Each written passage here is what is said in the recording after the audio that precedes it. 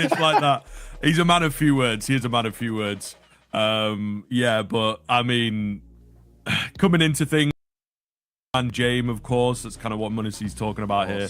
Love this analogy, to be fair. Totally true. And it is. After Bounty, in the winners interview, you know, kind of interviewing everybody, I'm pretty sure each player was like, it's all James, it's all Dastan, they're amazing. So there's a lot of credit to be given to this guy. And indeed, we are. Wow.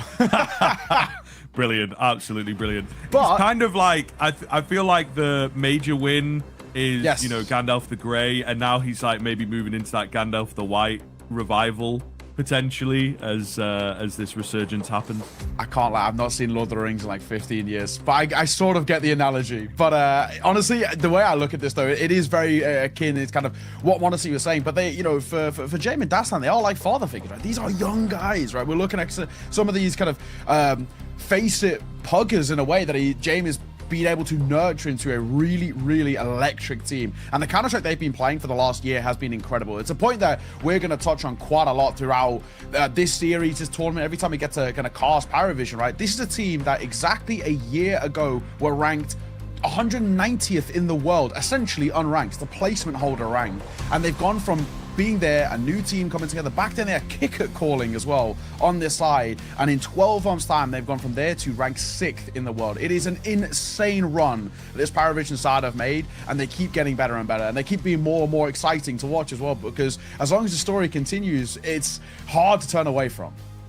Yeah, absolutely. I think really excited to see if things continue for them. But on the other side of the field, of course, is going to be Heroic here. And kind of our sort of, you know, first look into this team is still awaiting. It seems like maybe they do have Youngstar today. He was mentioned in the interview. He's here on the roster. So maybe we weren't fully updated, you know, as to what was happening with Alcaran and visa issues and stuff like this. So it seems like it might be the case again here, folks, that Heroic are, you know, without, you would argue, a key part. But in places, Youngstar, yeah, I mean, there he is. Youngstar was making some insane plays on the AWP. Seems like they were having a lot of fun with it. But it is kind of the newer additions that we're still looking towards a bit here now. Krisen and Susp, of course, coming in.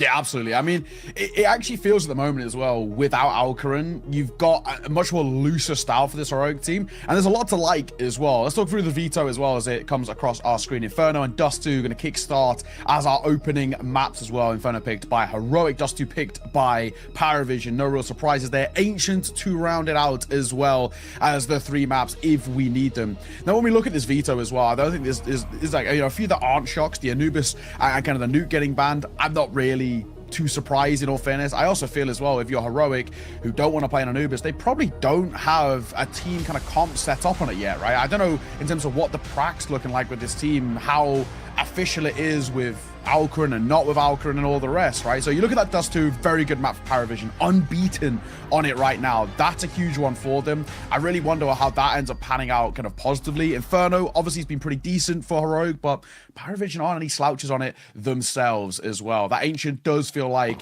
it might be a great decider here in this game. But let's kickstart things. The first game here on the B stream of IEM Krakow 2026. It's Heroic who take on Parivision. We're excited. Yeah, hungry for this one, as I'm sure the players are as well. Inferno to kick things off, bit of a classic.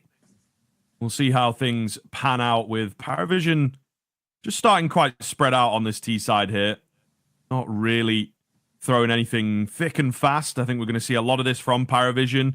There was some interesting ideas, particularly in the final against Falcons, but they still seem to have that James DNA of playing things a bit slower, late round executes and the like. And, well, we're a minute into the round. It's a little earlier than you might expect. Are they going to commit off the back of these smokes? It seems like, yes, it's going to be the answer here. And there's a lot of players, 3 players ready for them on the other side of these smokes. Aggression coming round from Krisen, in fact. He will kind of sacrifice himself, but from the back, it's xFloud finding 2 heads. He's a little unknown as well. The Glock has to reload. Another chance for xFloud. Does get taken down, but he's created enough of that space. Meanwhile, the bomb doesn't fully commit. And this is some of the sort of gimmicky approach that Parivision have thrown in in this new look team, this new look James style, and they managed to get the bomb down on A. I gotta say as well, Zelo stays alive for so long there. He should have died in that, initial engagement, but somehow stays alive for as long as he does, and he just keeps attention drawn there towards B. But around that corner, bReelGx playing very far away. It's not planted for him, so a lot of this has got to be done by James, and he has to buy time, really just denying them on this defuse. bReelGx is so far away. He's now a known quantity, is being held. They've got to put pressure on towards James. Tap on towards that defuse. It's the low player, and James is going to find 2. Are you kidding?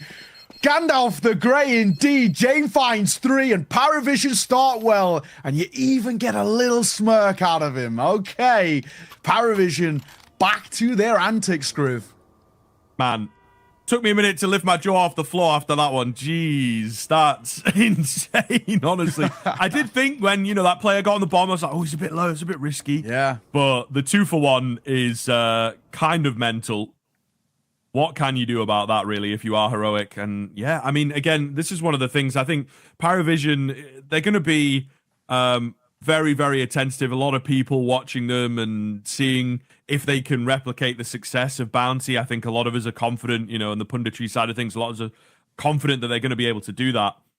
But I think the teams will also have a fear in them around this squad. And we'll see that come into the calls. James, he knows all this. He knows the effects in and out of the server. So a call like that in the pistol is very against what he usually goes for. So we're definitely here for it if they're going to keep a looser style on the cards. We do have the force from heroic here. So kind of curious to see. MP7 buffed. We'll see in this round. I got to say, I've been giving it a bit of use since the buff, and I see it.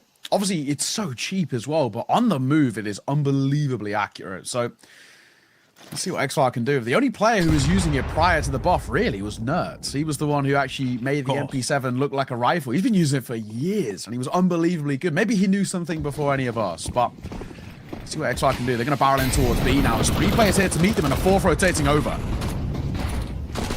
Okay, charging through. There's a player at the back end of the site who does eventually find success, just trying to stay alive.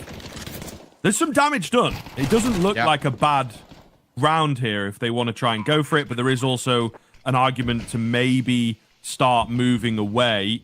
Re-smoke at coffins might make that decision for them, in all honesty. Yeah, and especially the CT re-smoke. So they'll move away, they'll save what they have, try and make a move of it into the next round. Very close. Couple more bullets in the right place. It could have been a scary round. Yeah, exactly that. I mean, even when you look at kind of Nota who's taking so much damage, bReelGx who was one-tappable as well, you're absolutely spot on. I think for heroic, it's actually, in the end, it's not a terrible force by all standards, because you're actually still having 3 staying alive. The MP7, the Scout, the 5-7, they stay alive and, of course, can be reused in towards the next round. And you've made life a little uncomfortable for Parivision, which, I mean, with that sort of investment, basically, you'll take whatever you can get, right? Parivision, nice 2-0 start, though. With only the 1 casualty, there's nothing they have to be all too worried about. So far, a pretty simple call off the back of quite a convoluted pistol call. That one, much more back to basics. Let's hit B. Let's send the MAC-10s in. Let's see what damage they can do. And they do quite well. So, nice work. And they can use this buy, of course, again in towards the next. Knowing that it was a force in the previous round. Knowing that money, of course, won't facilitate heroic being able to buy a